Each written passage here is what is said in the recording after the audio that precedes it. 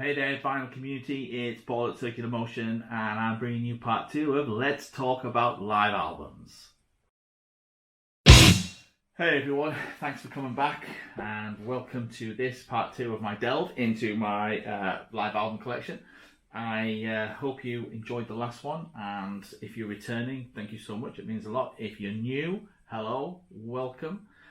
Please don't forget to hit the like and subscribe button if you enjoy what you see, and tickle the old notification bell to make sure you get notifications about when I bring out new content. I'll dive straight in. I'm conscious that this will be the third video I've brought out in a short space of time, so I don't want to keep you too long. I don't want to oversaturate you. But anyway, here we are. So last week I looked at the vinyl albums in my collection that were live and before up to 1980. So we had some nice ones in there. This time I'm going after 1980, and there will be a part 3 which will be unofficial sort of releases, bootlegs and the like.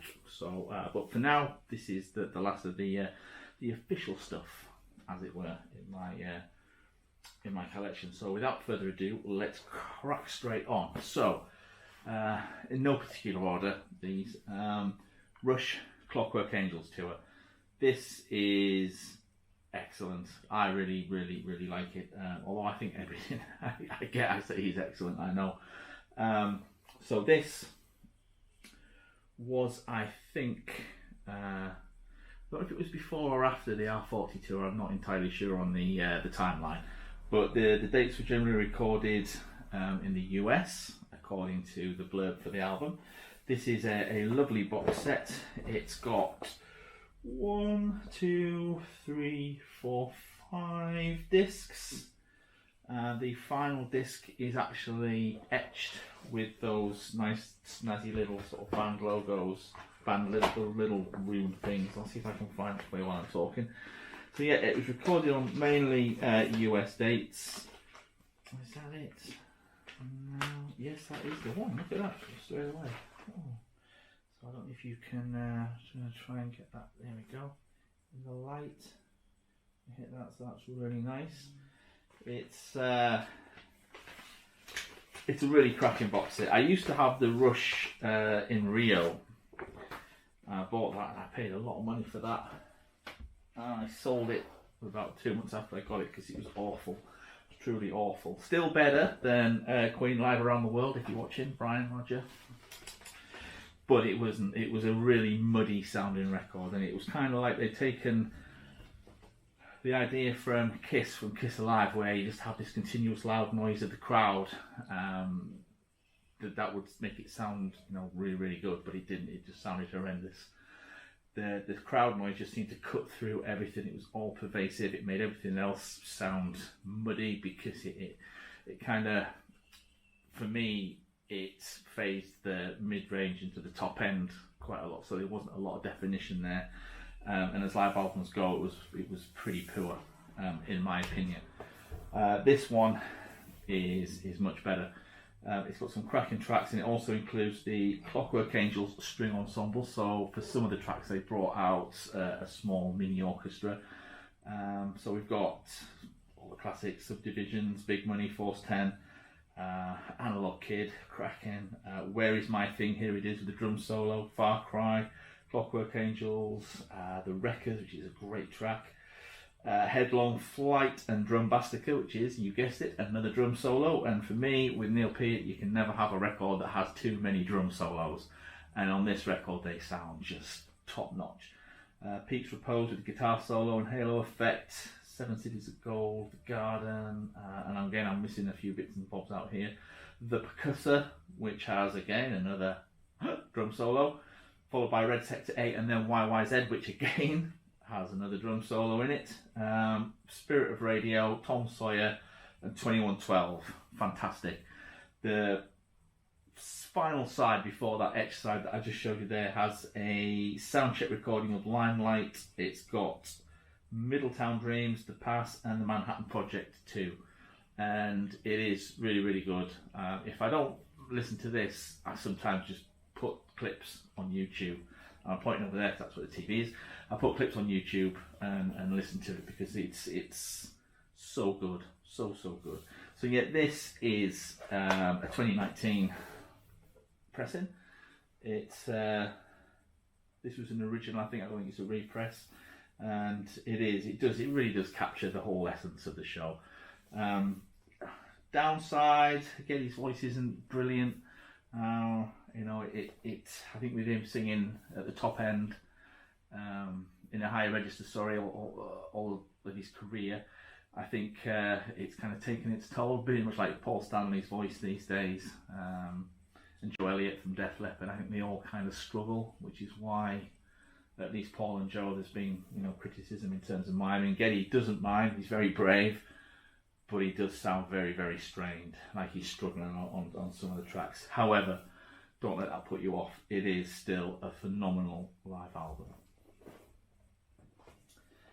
Next up, sticking on a theme, Rush Time Machine. Now, this was the one and only time I got to see Rush live here in the UK, and I can't remember if it was in the UK or Manchester, but either way, it was excellent. This is, you know, a great little kind of memento of that. This is a 2019 reissue. Again, it's got 1, 2, 3. This has got 4 discs on it. I don't think the last disc is etched, but I will just have a little look. Is this inside F? Yeah, no, this one isn't etched. So they managed to fill the full set of discs with everything. Now, unlike the last one, which was a proper box, this one is quite nice because it's got a little gatefold thing going on there, and it talks about the recording of the album and the theory behind it, and then there's some nice pictures on the inside there. Cool. It is very nicely presented.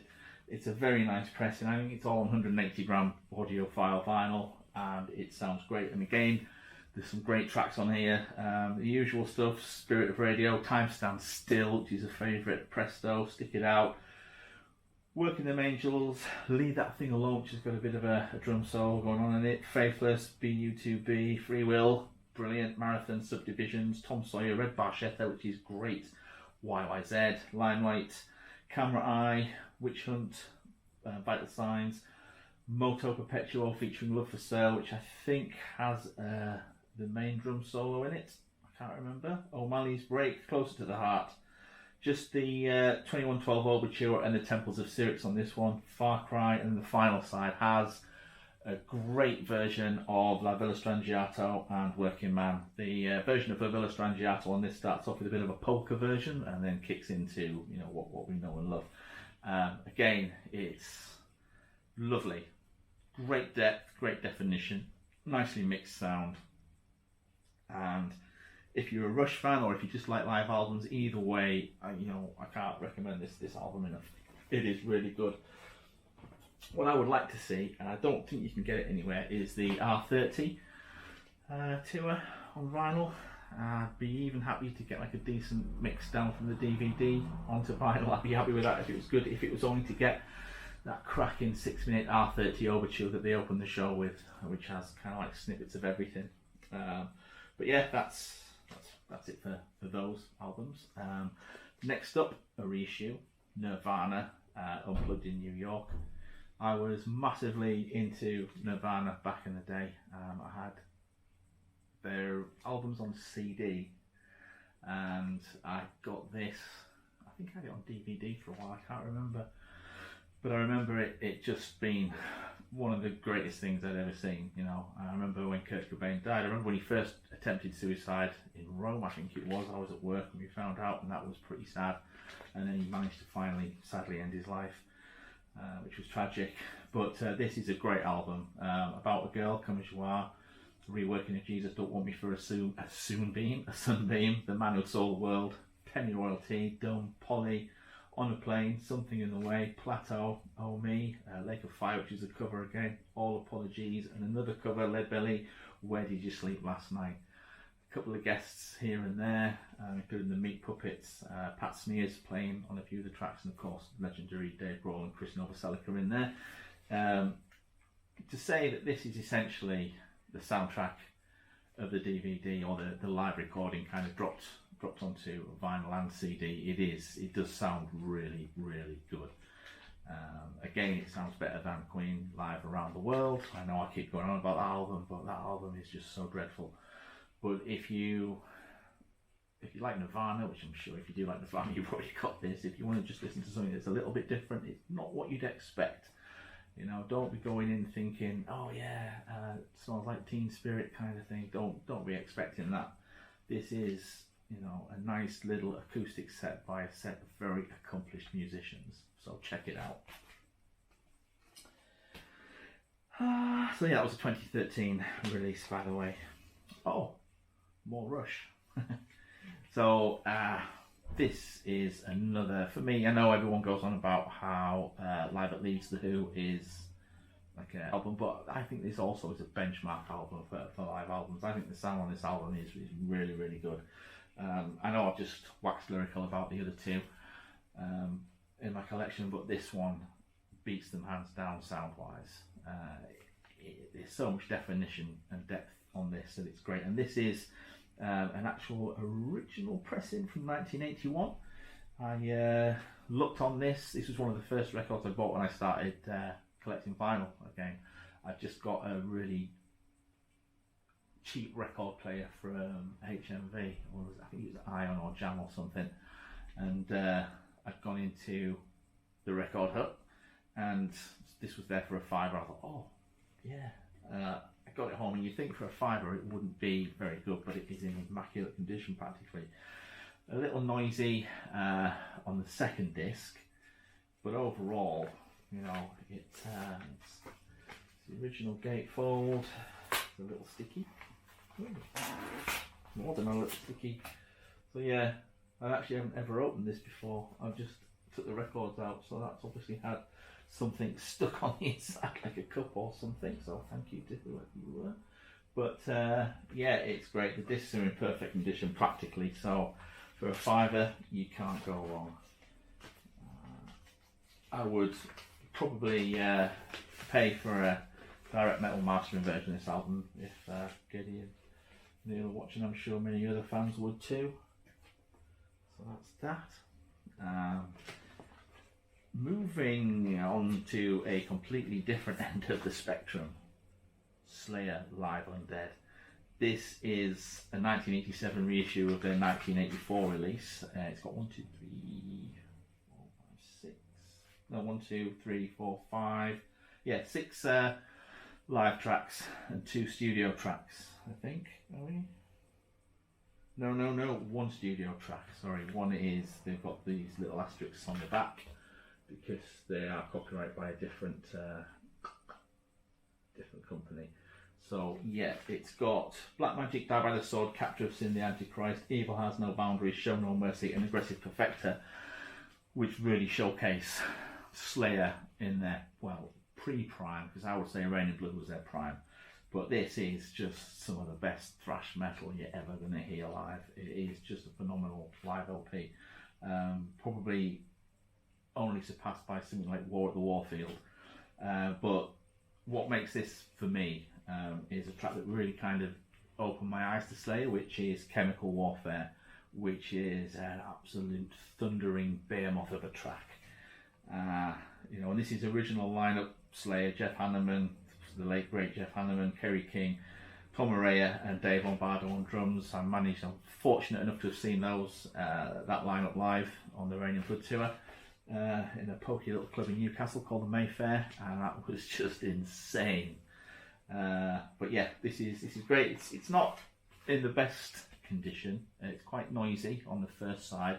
Second side's not too bad, but really, Chemical Warfare plays okay, and that is good enough for me, because that is the track that I really bought this album for. And again, I got this from Record Hut in the town here. It's Metal Blade, so it's, you know, it is the real deal. So yeah, this was a bonus. I just saw it and thought, no, it can't be. I didn't even look at the disc. I was going to buy it, and I did. So, just 2 more to do, you'll be pleased to know today. A little bit of Neil Young. So those of you that have already watched my Neil Young Down in the Rust Bucket unboxing, and who watched my last live album video, you'll know that, in my opinion, you can't really fault Neil Young products in terms of quality of sound. You know, some of you might not like all of his music, some of you might not like any of his music, but purely from a sound point of view, they are always first rate, and this is no exception. I mean, this was recorded in 2003.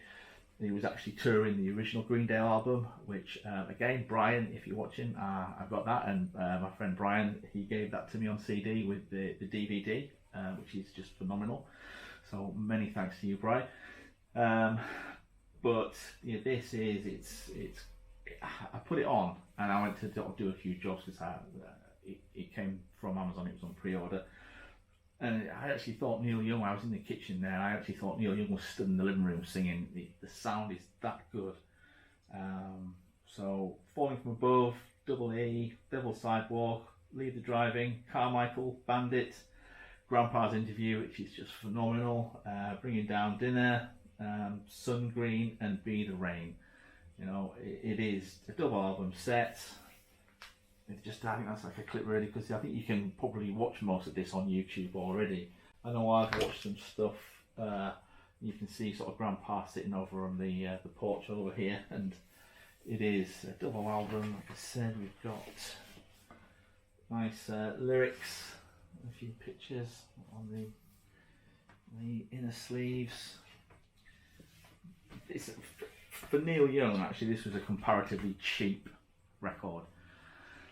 He does seem to overprice a lot of his stuff, I'll be honest with you. That's my one nitpick for Neil Young, is that he does overcharge. I mean, 40 quid for Harvest is ridiculous.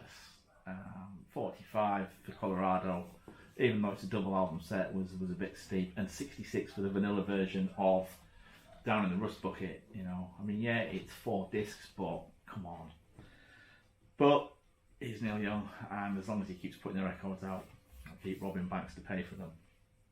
So yeah, check this out. It is really good. You won't be disappointed.